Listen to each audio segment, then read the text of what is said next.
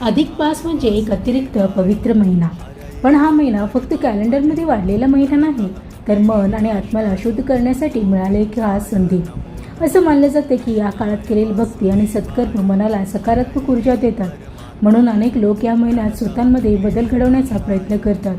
कोणी राग कमी करण्याचा संकल्प करतो, कोणी व्यसन सोडतो, तर कोणी रोज प्रार्थना आणि ध्यान सुरू करतो. अधिक मास म्हणजे बाहेरच्या जगापेक्षा स्वतःच्या मनाकडे पाहण्याचा काळ. या महिन्यात मंदिरांमध्ये भजन, कीर्तन, हरिनाम सप्ताह, धार्मिक कार्यक्रम मोठ्या भक्तिभावाने केले जातात.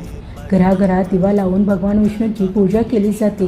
विशेष म्हणजे या महिन्यात साधेपणाला खूप महत्त्व दिलं जातं. लोक शक्य तितकं शांत, सात्विक आणि संयमी जीवन जगण्याचा प्रयत्न करतात. कारण अधिक मास आपल्याला शिकवतो, खरी शांती पैशात नाही तर मनाच्या समाधानात आहे. हा महिना आपल्याला थांबून विचार करायला शिकवतो. आपण आयुष्यात फक्त धावत आहोत की खरोखरच आनंदाने जगत आहोत. म्हणूनच अधिक मास हा फक्त धार्मिक महिना नाही, तर आत्मपरीक्षण आणि सकारात्मक बदलाचा पवित्र काळ आहे.